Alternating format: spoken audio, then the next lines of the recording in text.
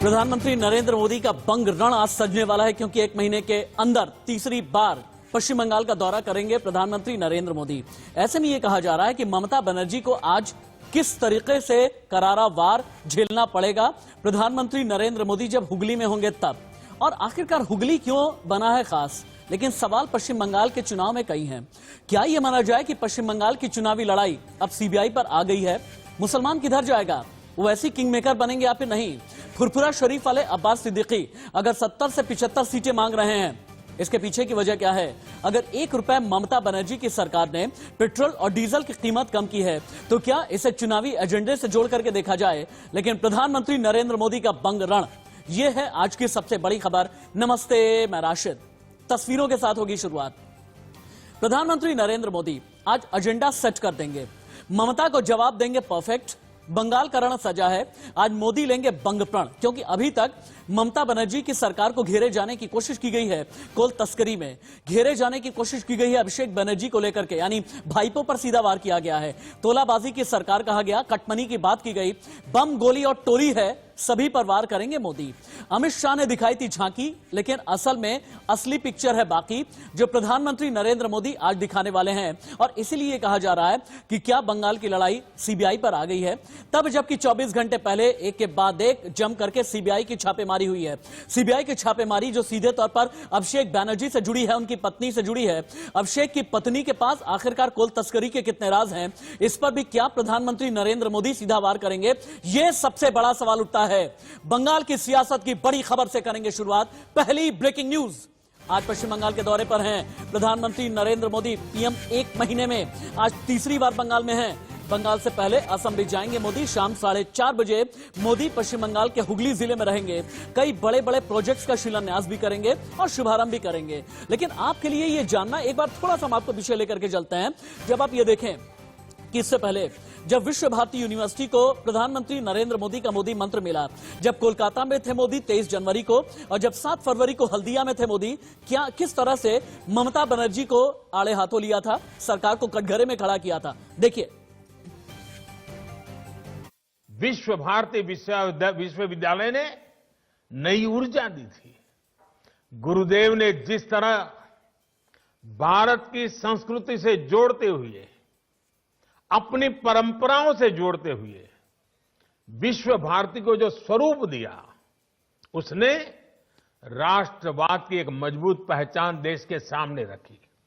साथ साथ उन्होंने विश्व बंधुत्व पर भी उतना ही जोर दिया। अपना खून पसीना बहाकर देश के लिए जिए, अपने परिश्रम से, अपने इनोवेशन से देश को आत्मनिर्भर बनाए। नेताजी कहते थे, निजेर प्रोति शात होले सारे, बिक्सेर प्रोति केऊ असोद होते पारबे ना। अर्थात अगर आप खुद के लिए सच्चे हैं तो आप दुनिया के लिए गलत नहीं हो सकते। साथियों, पश्चिम बंगाल की स्थिति का सबसे बड़ा कारण है यहां की राजनीति। आजादी के बाद जब पश्चिम बंगाल के विकास को नई दिशा देने की जरूरत थी, तब यहां विकास वाली राजनीति नहीं हो पाई। पहले कांग्रेस ने शासन किया तो भ्रष्टाचार का बोलबाला रहा। फिर लेफ्ट का शासन लंबे समय तक रहा। उन्होंने भ्रष्टाचार के साथ साथ अत्याचार को जोड़ दिया और दोनों की तरफ आगे बढ़े और विकास पर उन्होंने ब्रेक लगा दी। पश्चिम बंगाल की राजनीति को लेकर के दो बड़ी खबरें हैं। एक तो प्रधानमंत्री नरेंद्र मोदी 1 महीने के अंदर तीसरी बार पश्चिम बंगाल की पावन भूमि पर जा रहे हैं, लेकिन जो सीबीआई कि छापे को लेकर की खबर है ना, ये बहुत बड़ी है अपने आप में। अभिषेक बनर्जी यानी ममता बनर्जी के भतीजे, उनकी पत्नी को 2 बार मिला है नोटिस। पत्नी रुजिरा को कोयला घोटाले में नोटिस है। रुजिरा की बहन से आज सीबीआई कर सकती है पूछताछ। रुजिरा की बहन मेनका से सवाल करेगी सीबीआई। अभिषेक बनर्जी बोले, हम झुकने वाले नहीं। शुक्रवार को सीबीआई ने की थी 13 ठिकानों पर छापेमारी, और छापेमारी को लेकर अलग अलग पॉलिटिकल रिएक्शन भी आ रहे हैं।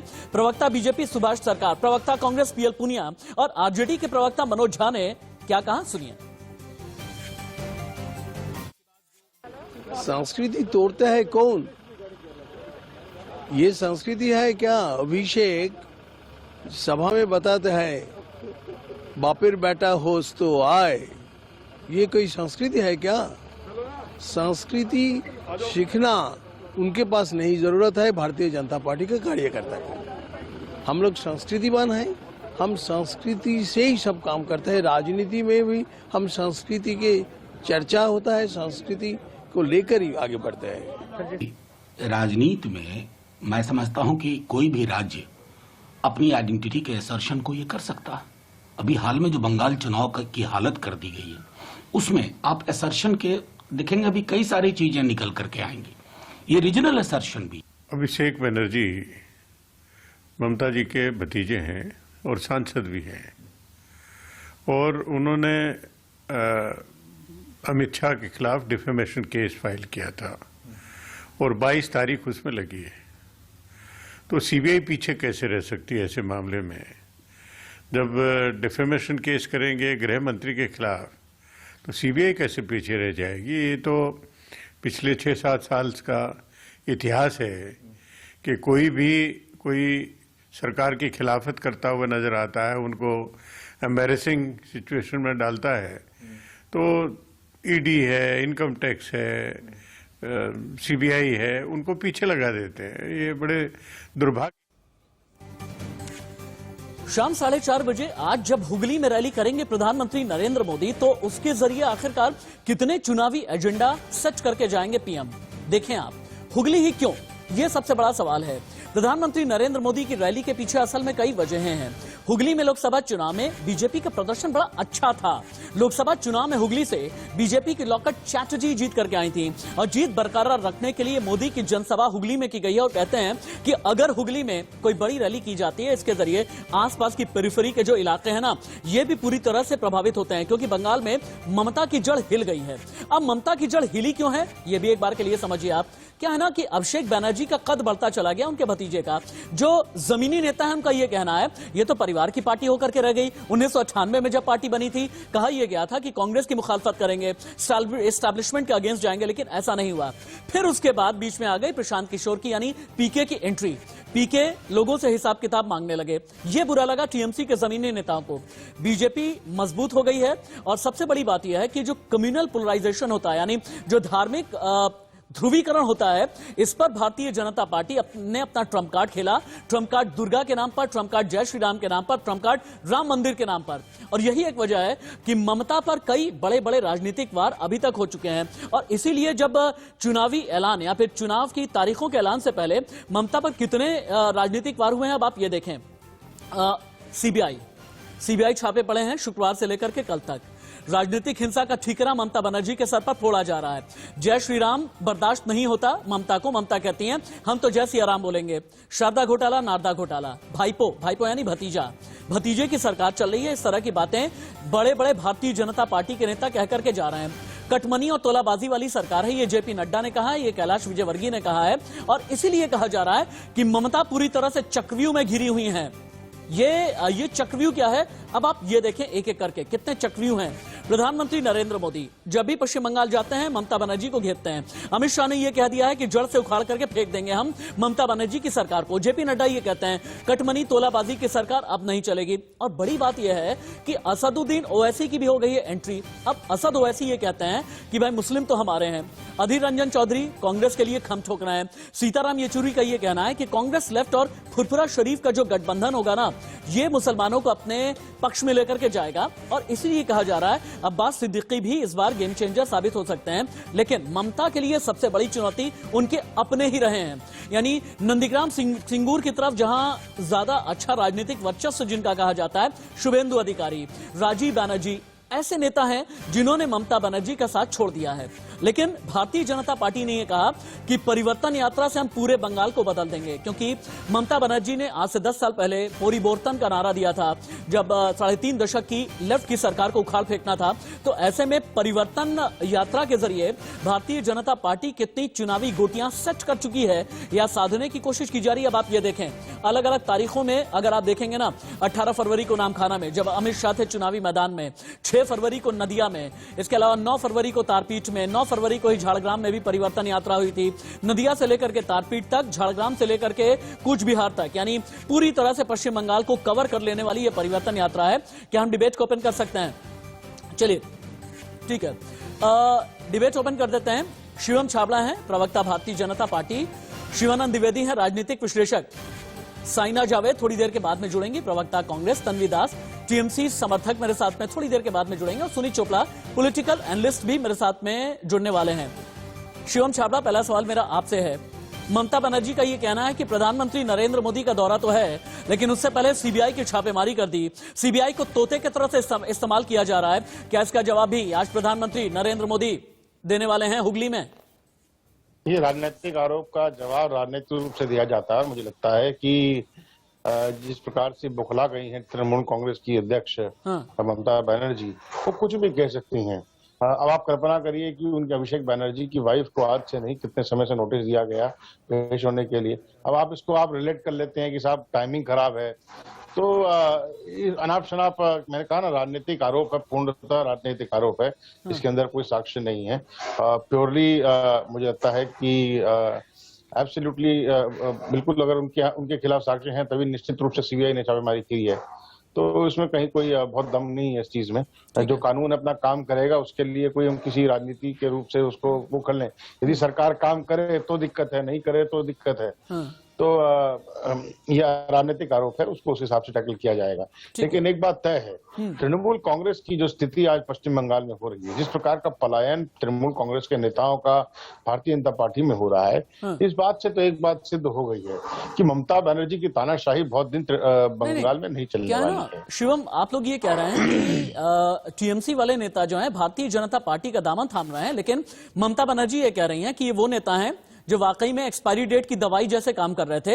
ये वो नेता हैं जिनका नाम शारदा नारदा घोटाले के साथ में जुड़ा रहा है, और इन्हें भारतीय जनता पार्टी के डिटर्जेंट पाउडर ने धो दिया, ये कह रही है ममता। तो आप सोचिए कि जिन नेताओं के बलबूते ममता बनर्जी आज प्रदेश की मुख्यमंत्री बनी है, चाहे वो शुभेंदु अधिकारी हों, चाहे वो बाकी लोग हों, जिनके बलबूते, जिनकी जमीन के बलबूते ममता बनर्जी आज पश्चिम बंगाल के अंदर मुख्यमंत्री दूसरी बार बनी है, आप उनको बोल रहे हैं कि साहब आप आउटडेटेड नेता हैं, वो भारतीय जनता पार्टी में चले, क्योंकि वो भारतीय जनता पार्टी का दामन थाम रहे हैं, तो उनको लगता है कि भाई वो आउटडेटेड हो गए, वो उनकी एक्सपायरी डेट आ गई।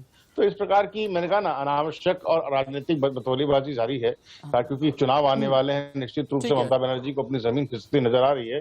तो इस प्रकार की बौखलाहट, क्योंकि आज की डेट में, आज के परिप्रेक्ष्य में मैं कहूँ तो केवल ममता बनर्जी को उनके भतीजे दिखाई दे रहे हैं, और उनको जो जमीनी स्तर के उनके जो नेता थे, लगातार वो अपने आप को हाशिए पर महसूस कर रहे हैं। तो निश्चित रूप से वो कोई दूसरा सुनीत चोपड़ा जी के पास में चलते हैं। सुनीत जी, भारतीय जनता पार्टी ये कहती है कि हमारे पास तो गैलेक्सी ऑफ लीडरशिप है, हमारे पास तो बिल्कुल बिग गन्स और पावर हाउस है, ये भारतीय जनता पार्टी का कहना है।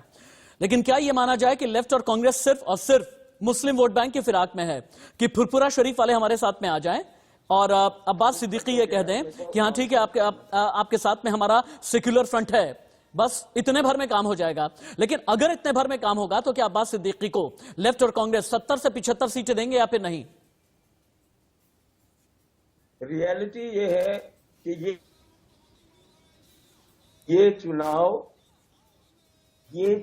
जो हैं, ये चुनाव त्रिकोणिया तो कम से कम होंगे, 4 कोने भी हो सकते हैं।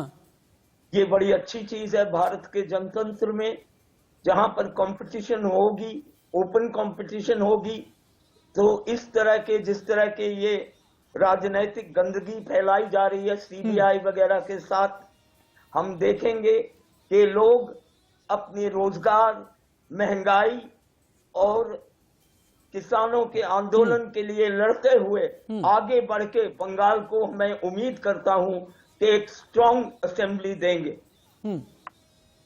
बंगाल को आप ये उम्मीद कर रहे हैं कि स्ट्रांग असेंबली मिलेगी, लेकिन मुझे इंतजार है तन्वी दास का। मैं समझ नहीं पा रहा हूं कि टीएमसी के नेता बार बार आने में देर क्यों करते हैं, बार बार डक क्यों कर जाते हैं। क्या तन्वी दास, पीसीआर टीम, तन्वी दास क्या मेरे साथ में जुड़ने वाली हैं? हाँ, तन्वी दास को किसी भी तरह से जोड़ने की कोशिश की जाए ताकि तन्वी दास के जरिए ममता बनर्जी का पक्ष भी हम जान सकें। साइना जावेद के पास में चलते हैं। साइना जावेद, हालांकि तन्वी दास से मुझे ये सवाल करना चाहिए, लेकिन अभी चूंकि आप जुड़ी हुई हैं, मेरे समझ में नहीं आता ममता बनर्जी ने अब दीदी के बाद अपने साथ में बेटी का टैग लगाने की कोशिश क्यों की है? क्या दीदी फेल हो गई हैं?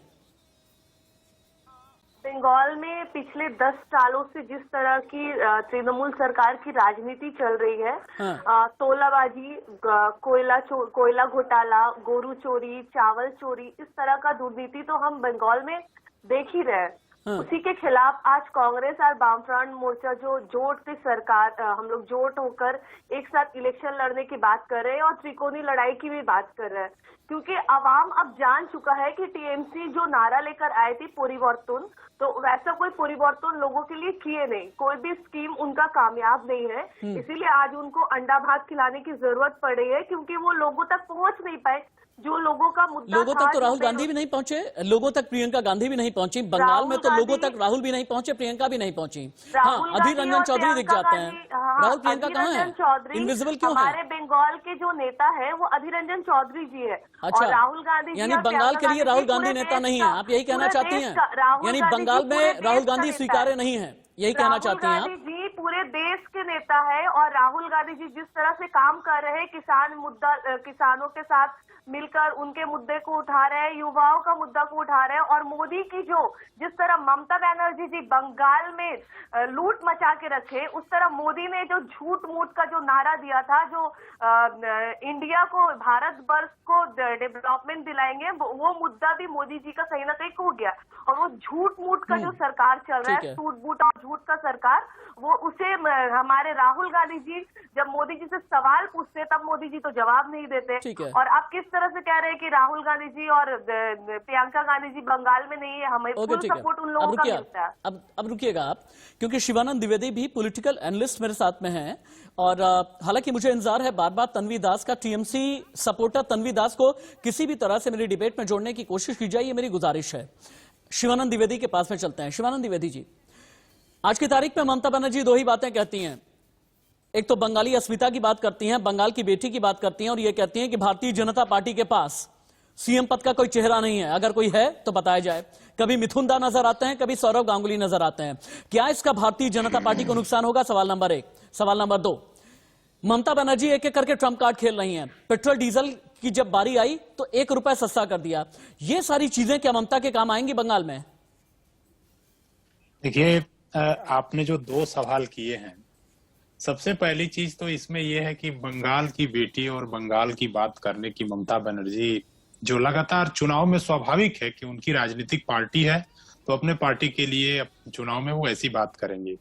लेकिन यथार्थ की कसौटी पर जब आप देखते हैं, ममता बनर्जी की जो राजनीतिक बुनियाद है, जो पृष्ठभूमि है, वो खुद एक पार्टी को छोड़ के या उस पार्टी से बगावत करके कहिए या उससे निकल के एक दूसरी राजनीतिक दल के रूप में वो बंगाल में काम करना शुरू की, और एक समय ऐसा आया कि वो बंगाल की मुख्यमंत्री भी बनी। ठीक है।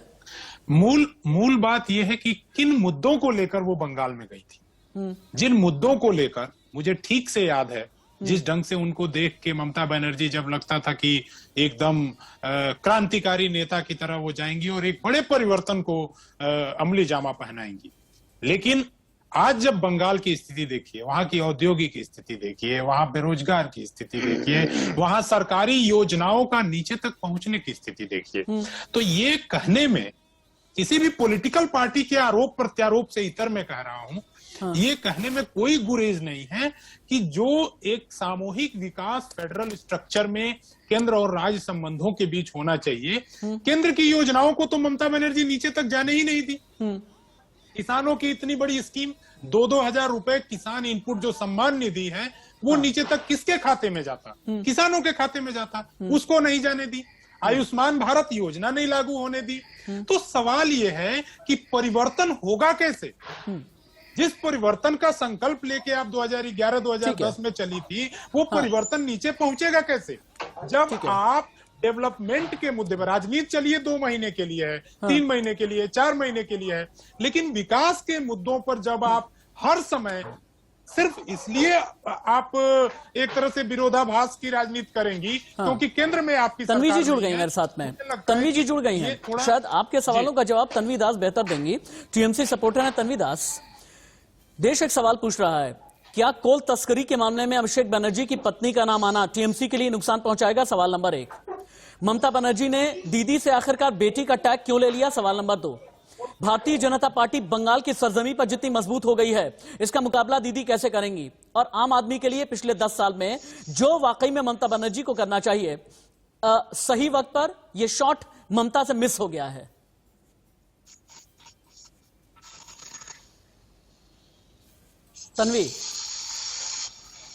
तन्वी दास, आप सुन पा रही हैं मुझे?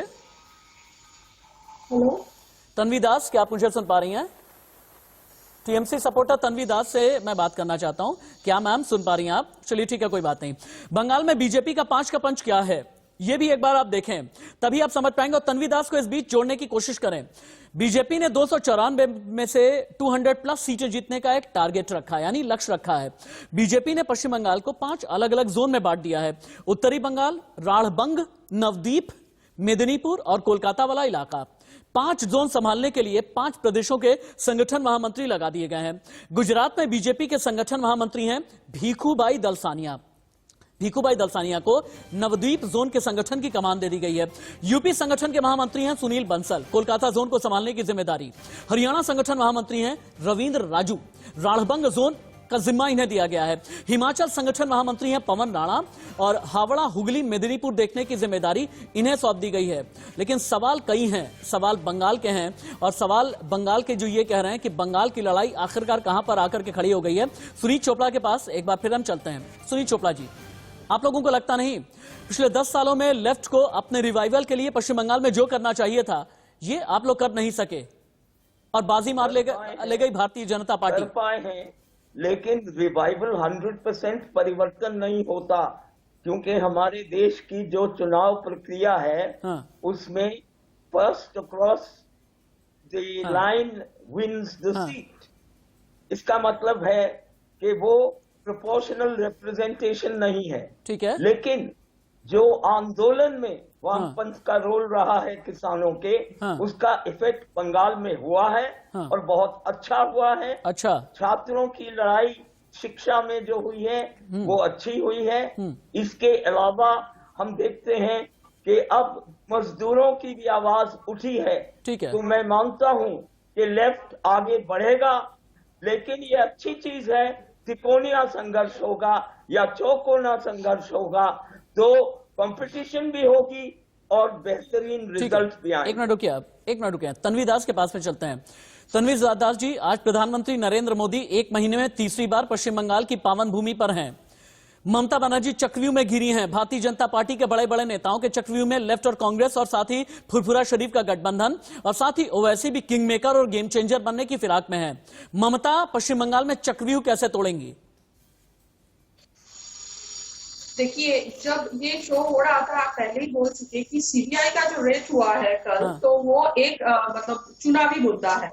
तो फिर सीबीआई जैसे एक प्रातिष्ठानिक जो इंस्टीट्यूशन है उसको मतलब वोट पॉलिटिक्स में लाना और उसको यूज करना, ये भी एक मतलब प्रधानमंत्री अगर ऐसे पॉलिटिक्स खेलना चाहते हैं तो बंगाल उसके लिए भी तैयार है। दूसरी बात ये है, यहाँ पे पूरे शो में एक जगह भी पमेला गोस्वामी का नाम नहीं लिया गया, जो कि 100 ग्राम कोकेन के साथ पाया गया है और उसका पूरा अभियोग है कि जो विजय वर्गीय है उसका जो असिस्टेंट है वो इसके साथ जुड़ा हुआ है। तो ये बात यहाँ पे लाना जरूरी है कि जिस तरह के आप बोल रहे हैं कि सही बात है कि आप परिवर्तन लाना चाहते हैं, लेकिन परिवर्तित होके आप कौन सा सरकार को हमको देना चाहते हैं, कि वो गुजरात वाली दंगे वाली सरकार या यूपी में रेप वाली सरकार? तो ये तो हमको भी सोचना चाहिए ना। ठीक है भाई, ममता अच्छा नहीं है, बंगाल में भी तो रक्त चरित्र वाली सरकार है। अच्छा, वही तो आप बोल रहे हो कि ममता ठीक नहीं है, तो ममता ठीक नहीं है तो कौन सी मैंने ये नहीं बोला, जो मैंने ये नहीं बोला कि ममता ठीक नहीं है, का डिफरेंशिएट नहीं कर सकता है, जो आज भी प्रधानमंत्री बहुत बार 3 बार आ चुके, हम धन्य हो चुके हैं, लेकिन वो बड़ी हर बार आके यहाँ पे गलत बंगाली लैंग्वेज का प्रयोग करते हैं, हम लोगों का बंगाली लैंग्वेज का अपमान करते हैं। ऐसे शिवम चावड़ा जवाब दें। शिवम चावड़ा, तन्वी दास ये कह रहे हैं प्रधानमंत्री बंगाली लैंग्वेज का अपमान करते हैं। शिवम जवाब दीजिए, तन्वी को जवाब दें। जो यहाँ पे बैठे हैं पैनल में उसको हम शिवम चावड़ा जवाब दें। शिवम जी जवाब देंगे। शिवम जी जवाब देंगे। हिंदुस्तान में कौन सी लाइन है ये प्रधानमंत्री का बोला हुआ? आप बोलिए, सुनते हैं। प्रवक्ताओं के साथ ये है कि केवल ममता जी की फॉलो इतना करते हैं कि केवल बोलना जानते हैं, सुनना कम जानते हैं। ठीक है, अपना जवाब दें। इसीलिए शिवम आप जवाब दीजिए। ठीक है ठीक है शिवम अब जवाब दें आप। मैं केवल ये कह रहा हूँ कि हिंदुस्तान भाषाओं का देश है, हिंदुस्तान संस्कृतियों का देश है। हर 10 किलोमीटर पर भाषा चेंज होती है। अगर हो सकता है कि कोई प्रधानमंत्री ने बोला हो, कोई त्रुटि बंगाली में रह गई हो, लेकिन एक बात पर सुनिश्चित है, एक बात पर कमिटेड है कि पश्चिम बंगाल के विकास के प्रति प्रधानमंत्री कमिटेड है। इसमें उनकी मंशा पर शक नहीं किया जा सकता। अब आप कल्पना करिए, देश का राष्ट्र का जीडीपी क्या है और बंगाल का जीडीपी क्या है? मैं जवाब दे रहा हूँ। मैं जवाब दे रहा हूँ। तन्वी जी एक और बात आपसे पूछना चाह रहा था मैं। तन्वी जी आपसे एक और बात भी मैं पूछना चाह रहा था। तन्वी जी मेरी बात सुन लें आप। एक और चीज मैं पूछना चाह रहा था कि अगर वाकई में ममता बनर्जी बंगाली अस्मिता के साथ इस तरह से जुड़ी हैं, तो आखिरकार क्यों अपने ऊपर लगा दीदी का टैग हटाना चाहती हैं? अब बंगाल की बेटी की बात करना चाहती हैं। क्या उन्हें लगता है कि दीदी के नाम पर भारतीय जनता पार्टी के जरिए उनकी बड़ी बदनामी हो गई है कि दीदी ने तोलाबाजी की सरकार चलाई, दीदी ने तुष्टीकरण की सरकार चलाई, दीदी ने भाईपो की सरकार चलाई, दीदी ने कटमनी की सरकार चलाई, इसी वजह से दीदी टैग हटाना चाहती हैं क्या ममता बनर्जी? तन्वी जी तो ड्रग सेलिंग शुरू। तन्वी जी आप सुन पा रही हैं मुझे? तन्वी दास जी क्या आप तक आवाज आ रही है? तन्वी दास जी आवाज आ रही है क्या? जवाब के टाइम पे सुनती नहीं है वो। तन्वी दास, चलिए ठीक है, एक काम करते हैं, वापस हम डिबेट में आएंगे, लेकिन हेडलाइंस का रुख कर लेते हैं हम एक बार के लिए। हेडलाइंस का रुख कर लेते हैं, डिबेट को हम आगे बढ़ाएंगे। कई कर्कश सवाल हैं, कई तीखे सवाल हैं, और मैं उम्मीद ये करूंगा कि टीएमसी नेता तन्वी दास मेरे साथ में दोबारा जुड़े, क्योंकि प्रधानमंत्री नरेंद्र मोदी पश्चिम बंगाल में जब आप आज होंगे ना, तो ममता बनर्जी को तो कटघरे में खड़ा करेंगे ही करेंगे। क्या सीबीआई के छापे को लेकर के कोई बात की जाएगी या फिर नहीं? लेकिन हाँ, अब टीएमसी वाले ये कहने लगे हैं, आप तो आंदोलन जीवी की बात करते थे, लेकिन पश्चिम बंगाल की राजनीति में कोई कोकीन जीवी भी है। इसका जवाब कैसे मिलेगा, कब मिलेगा और कौन देगा? आगे बढ़े उससे पहले हेडलाइंस। प्रधानमंत्री नरेंद्र मोदी का बंग रण पूरी तरह से सजा है, और जब रणभेरी बजेगी उससे पहले प्रधानमंत्री का यह दौरा कहा जा रहा है। हुगली को मिलेगी सौगात, लेकिन सौगात से क्या बनेगी भारतीय जनता पार्टी के लिए बंगाल में बात? आगे बढ़े उससे पहले एक ब्रेकिंग न्यूज है, बड़ी खबर है। ममता बनर्जी ने बंगाल में कम किए पेट्रोल डीजल के दाम। बंगाल में 1 रुपए सस्ता मिलेगा पेट्रोल डीजल। वित्त मंत्री अमित मित्रा ने किया है बड़ा ऐलान। शिवम छाबड़ा आप क्या करेंगे? आप पेट्रोल डीजल पर किरकिरी हो रही है 12 दिन तक, 13 दिन तक। अच्छा, शिवम छाबड़ा नहीं हमारे साथ में। अगली ब्रेकिंग न्यूज। अच्छा, शिवम छाबड़ा आ गए हैं। शिवम, पेट्रोल डीजल सस्ता कर दिया गया है 1 रुपए बंगाल में। ये तो भाई मैं केवल ये कह रहा हूँ कि ममता बनर्जी जी को सोचना चाहिए कि ये सब काम तो उनको बहुत पहले करने चाहिए। नहीं, आपको भी तो काम करना चाहिए ना। एक्साइज ड्यूटी तो आपको भी कम करनी चाहिए ना। 32-33 रुपए की एक्साइज ड्यूटी है, आप 54 कम नहीं कर पाए। 1 रुपए ममता ने कम तो किया ना। हम तो लगातार कम करने का प्रयास कर रहे हैं। हाँ। आपको पता है कि जो तेल की कीमत होती है बहुत सारे डायनामिक्स पर डिपेंडेंट होती है। हाँ। इसमें ये बात किसी छुपी नहीं है। जब कम होता है तो बहुत ड्रास्टिकली कम होता है, इसको भी स्वीकार कर लेना चाहिए। हाँ। लेकिन ठीक है, कोई बात नहीं, मार्केट फोर्सेस होती हैं जो इसको गवर्न करती हैं। इसमें मुझे नहीं लगता कोई राजनीति का विषय है, कोई ये बहुत बड़ा विषय है। मैं केवल तन्वी जी की बात, अगर आप मेरे को अनुमति दें तो मैं तन्वी जी की बात को रिस्पॉन्ड करना चाहता हूँ। मुझे लगता है कि जो केंद्र सरकार जो योजनाएं बेसिकली पूरे देश भर में लेके जाती है, चाहती है कि वहाँ के देश के सभी लोग उसका लाभ ले सकें। जैसा शिवानंद जी ने भी कहा, मुझे आप बताइए कि अगर किसान सम्मान निधि का फायदा पश्चिम बंगाल की जनता को मिलेगा, तो अब मुझे इसका जवाब दे दीजिए, अगर जनता को लाभ मिल रहा है तो सरकार को आपत्ति क्यों है? अगर आयुष्मान भारत का लाभ पश्चिम बंगाल की जनता को मिलेगा तो उसमें पश्चिम बंगाल की सरकार को दिक्कत क्या है?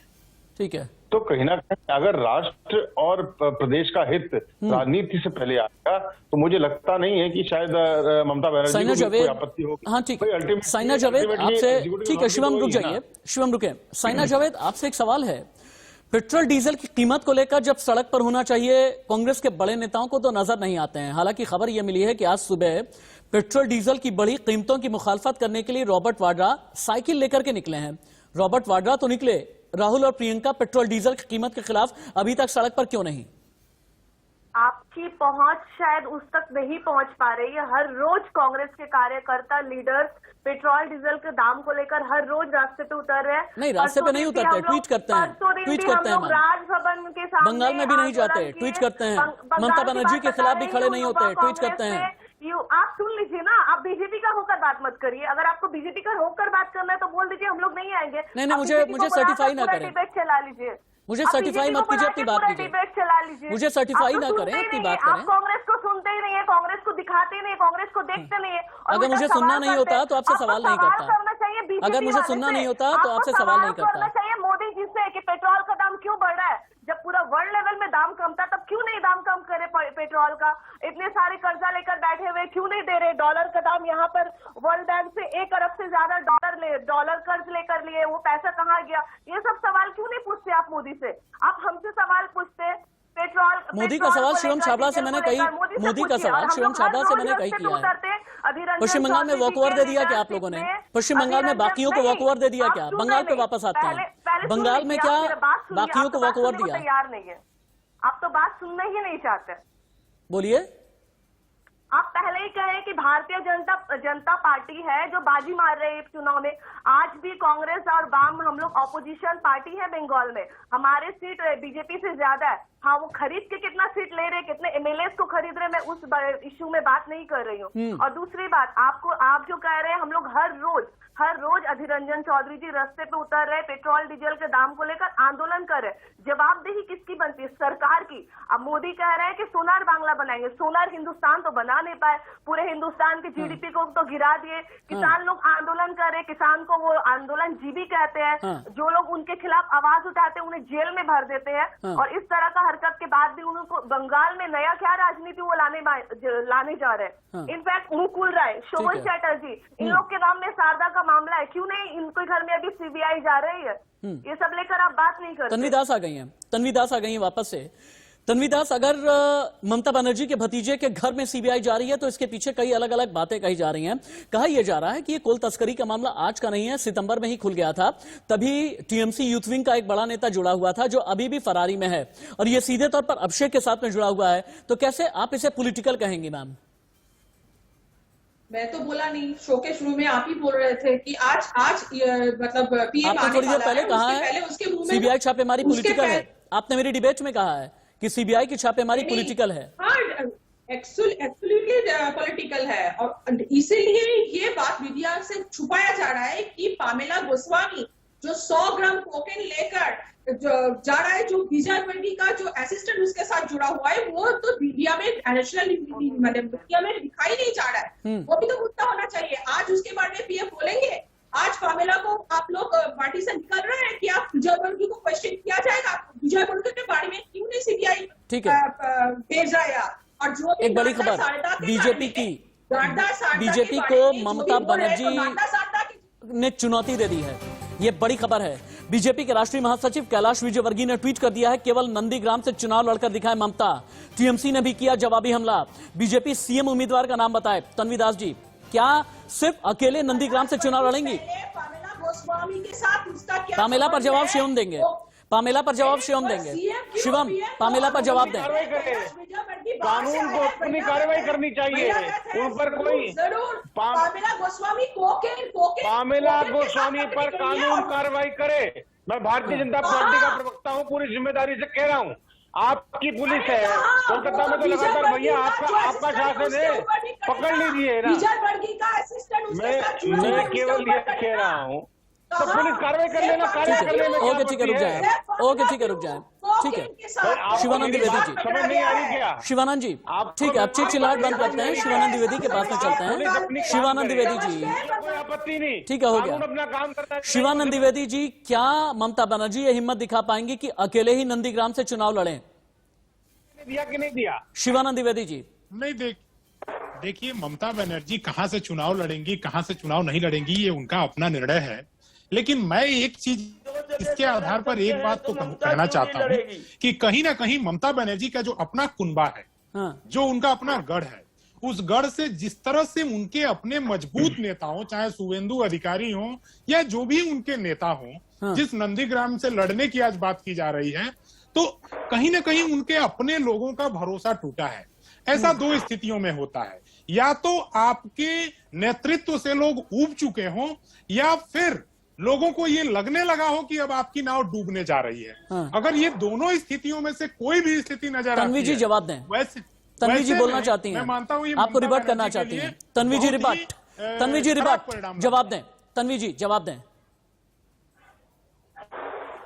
अधिकारी ने खुद ये स्वीकार किया है कि 2013 से 12 से वो मतलब अमित शाह के कांटेक्ट में है, वो इसलिए मतलब वो लोग सेध कर चुके थे, मतलब पार्टी के अंदर सेध के काम कर चुके थे, इसीलिए पार्टी उसके खिलाफ मतलब एक्शन लेना चाहते थे। तो ठीक है, प्रॉब्लम था, हम लोग सब कर लिया, लेकिन ये बीजेपी की कैसा स्ट्रेटेजी है? और कौन कौन से लोग 2012 से अमित शाह के संपर्क में थे? दूसरे पार्टी के लोगों के साथ मिलके किसी एक राजनीतिक अगर लड़ाई करना है तो राजनीतिक मैदान में खड़े होकर लड़े और स्ट्रेटिंग मत करे। ये सब जो बीजेपी का एक मिनट जाए, एक और बड़ी खबर, बंगाल चुनाव को लेकर के AIMIM ने तैयारी तेज कर दी है। असदुद्दीन ओवैसी की तैयारी शुरू हो गई है और 25 फरवरी की रैली से असदुद्दीन ओवैसी चुनावी अभियान की शुरुआत करने वाले हैं। अल्पसंख्यक इलाके मटिया बुर्ज में होगी ओवैसी की रैली और टीएमसी नेता सौगत रॉय ने AIMIM पर हमला किया है। AIMIM सिर्फ बीजेपी की एक प्रॉक्सी है, ये टीएमसी नेता का कहना है। ये अभी की बड़ी खबर है, लेकिन हाँ, एम फैक्टर क्या क्या है बंगाल चुनाव का एम फैक्टर, जिस पर असल में असदुद्दीन ओवैसी की नजर है। अब एक एक करके आप देखें।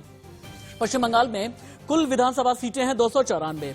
110 सीटों पर मुस्लिम वोट जो है बहुत ही डिसाइसिव कहा जाता है और 16 जिलों में 10% से ज्यादा मुस्लिम वोटर्स हैं। 46 सीट पर 50% मुस्लिम वोटर्स हैं। 16 सीट पर 40 से 50% मुस्लिम वोटर्स हैं।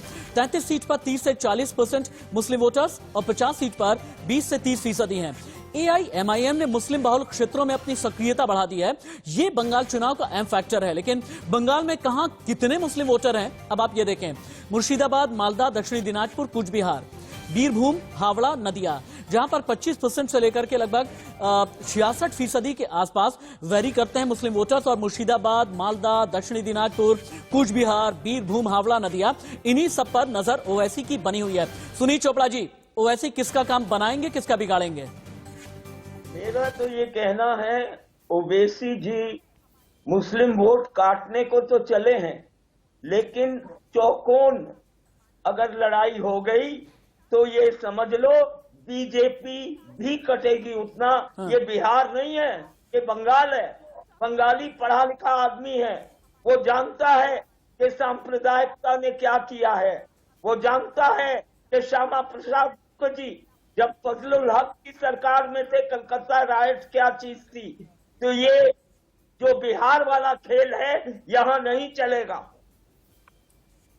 आपका कहना है कि बिहार का खेल यहां नहीं चलेगा। साइना जावेद, क्या कांग्रेस को असदुद्दीन ओवैसी से डर लगता है?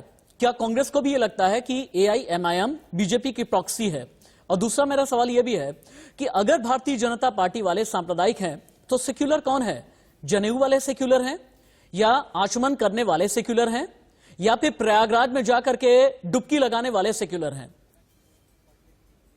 सबसे पहले मैं कहना चाहती हूँ, हाँ, असदुद्दीन ओवैसी जी जो बंगाल में आ रहे हैं वो सिर्फ और सिर्फ बीजेपी का बी टीम है और वो हमेशा धर्म और जात पात की राजनीति करते आए। जिस तरह बीजेपी पूरे हिंदुस्तान में धर्म और जात पात की राजनीति करते आ रही है और बीजेपी को सारे हिंदुस्तान, सारे देश की जनता जान चुकी है। वो जहां भी जाती है, इनफैक्ट वो बंगाल में जब वो बंगाल में आए, जब वो चाय पिलाते थे कि नहीं पिलाते थे? जब वो बंगाल में आए, बीजेपी की बी टीम हो गई, ओवैसी बीजेपी की बी टीम हो गई। अभी आप लोग पिला रहे हैं, अभी आप लोग पिला रहे हैं, आज साथ नहीं दे रहे, आप लोग पिला रहे हैं, अभी आप एजेंट बनकर काम कर रहे हैं। वहाँ पे बीजेपी को भी अच्छा, शिवम छाबड़ा ये भी बताएं, शिवम छाबड़ा ये भी बताएं, असदुद्दीन ओवैसी कौन सी चाय पीते हैं? ये लोग ग्रीन टी पिलाते हैं या दूध वाली चाय पिलाते हैं? कौन वाली चाय? आज का डेट में बीजेपी का एजेंट बनकर काम कर रहे हैं, वोट काटने के लिए काम कर रहे हैं, क्योंकि बीजेपी वाले जिस तरह का जात पात और शिवानंद द्विवेदी जी, मुस्लिम वोट बैंक किधर जाएगा? क्या मुस्लिम वोट बैंक मोबिलाइज होगा या फिर नहीं होगा? अगर मोबिलाइज होगा तो एक तरफा जाएगा या बढ़ जाएगा, छिटक जाएगा पश्चिम बंगाल में? शिवानंद द्विवेदी जी, हर कोई चुप, शिवानंद द्विवेदी बोलेंगे, हर कोई चुप हो जाएगा, अभी हर कोई चुप रहेगा, शिवानंद द्विवेदी बोलेंगे। इसके अंदर में दुर्गा पूजा का आयोजन पे पाबंदी लग जाती है, आप कौन से सेकुलरवाद की बात कर रहे हैं, मुझे इसका जवाब दे दीजिए।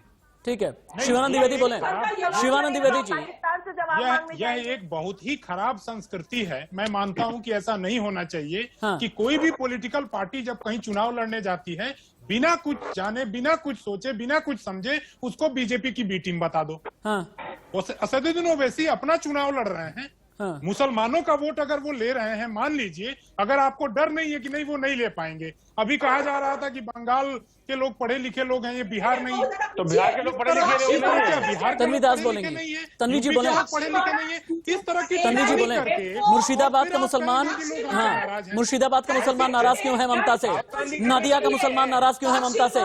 जहां जहां पर अब्बास सिद्दीकी हैं, वहां का मुसलमान नाराज क्यों है ममता से? तन्वी जी बोलेंगी, तन्वी जी बोलेंगी, ओनली तन्वी जी। महाराज को थैंक्स दे चुके हैं बीजेपी को बिहार में मतलब जिताने के लिए, और क्या मुझे बीजेपी प्रवक्ता यहाँ पे बैठे हुए हैं, जाके खिलाइए, उसको खिलाइए, आप ही के लिए काम करते हैं। साक्षी महाराज को ये मान चुके हैं। तन्वी जी, आपको कैसे पता? तन्वी जी, सबूत है क्या? तन्वी जी, सबूत है क्या कि AIMIM बीजेपी की प्रॉक्सी है? ये सबूत है क्या आपके पास? बोला है MIM बीजेपी का प्रॉक्सी है, साक्षी महाराज सीधा आरोप है। तन्वी जी को ये लगता है कि मुस्लिम वोट उनसे छिटक रहा है, हिंदू वोट उनको मिलेगा। तन्वी जी, क्या मुस्लिम वोट बैंक ममता से छिटक रहा है? शिवम छाबड़ा, मुसलमानों का ये पक्ष रख नहीं सकती, तो पश्चिम बंगाल की जनता इनको वोट क्यों देगी? हाँ। केवल धर्मांतरण कराने के लिए। तन्वी जी, एक और बड़ा आरोप, बीजेपी नेता ने कहा कि आप लोग धर्मांतरण कराते हैं। बीजेपी वाले कह रहे हैं कि आप धर्मांतरण कराती हैं। जवाब दें तन्वी जी, जवाब, तन्वी जी जवाब। नहीं है, आप होते कौन है? ये बीजेपी हो या नीम हो, ये कोई धर्म का ठेकेदार नहीं है। हम हिंदू है। सुनील चोपड़ा जी, धर्म का ठेकेदार कौन है? सुनील चोपड़ा जी, धर्म का ठेकेदार कौन है? सुनील जी, धर्म का असली ठेकेदार कौन है? चला चुके हैं आप, लेकिन बंगाल में ये झूठ नहीं चलेगा। सुनील चोपड़ा जी, सांप्रदायिक कार्ड आप नहीं कर सकते। उनको बांग्लादेश तो नहीं भेज दिया। सुनील चोपड़ा जी, धर्म का ठेकेदार कौन है और कम्युनल कार्ड कौन खेलता है? सुनील जी, कि ये चुनाव अच्छा होगा और बीजेपी इसमें सबसे बड़ी हार उसको, तन्वी जी, इन्होंने किसान दुश्मन बना दिया, मजदूर को बना दिया है, अक़लियत को दुश्मन बना दिया है, देश को दुश्मन बना दिया है। तन्वी जी, बुलेट वाला चुनाव होगा या बैलेट वाला चुनाव होगा?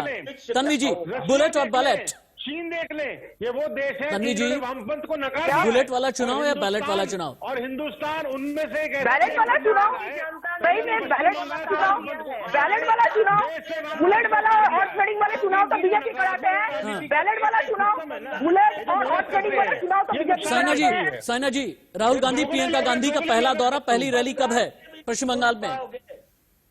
बहुत जल्दी होने वाली है। आप खबर रखिए। आप कांग्रेस कहाँ जाएंगे? जलमहल जाएंगे या फिर दक्षिण बंगाल जाएंगे? मुर्शिदाबाद जाएंगे या नादिया जाएंगे या हल्दिया जाएंगे या दक्षिण 24 परगना जाएंगे? कहाँ पर जाएंगे? डेफिनेटली सब हमारे पास इंस्ट्रक्शन आएगा, वो कहाँ जाएंगे और किस तरह से बंगाल के चुनाव हम लोग लड़ेंगे, उसका भी हम लोग स्ट्रैटेजी प्लान कर रहे हैं अधीर रंजन चौधरी जी की लीडरशिप में। और रहा मुर्शिदाबाद और मेदिनीपुर कहाँ जाएंगे, वो सब इंस्ट्रक्शन आएगा, आपको पता चल जाएगा।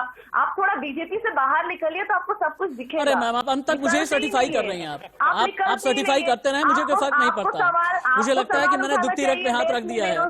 मुझे लगता है कि दुखती रग पे मैंने हाथ रख दिया है। यही एक वजह है कि आपको मुझ में भी भाजपा ही नजर आएगा। कहते हैं ना, कि सावन के अंधेर को हर जगह हरा हरा ही दिखता है, और इसीलिए आप लोगों को हर एक एंकर जो है, हर एक जर्नलिस्ट सब भाजपा ही नजर आता है। मैं भाजपा ही नहीं हूँ मैडम, प्लीज मुझे सर्टिफाई ना करें, राहुल गांधी मुझे सर्टिफाई ना करें। यहाँ पर बैठे हुए हैं भारतीय जनता पार्टी वाले। आप देखना शुरू करिए, कहने का उनका आशय ये है। चलिए ठीक है, राहुल गांधी की लगातार रैलियां हो रही हैं, अच्छा ठीक है, अच्छा ठीक है। शिवम छाबड़ा जी, शिवानंद द्विवेदी जी, साइना जावेद जी, तन्वी दास जी, सुनील चोपड़ा जी, बहुत बहुत धन्यवाद आपका इस डिबेट में मेरे साथ रहने के लिए।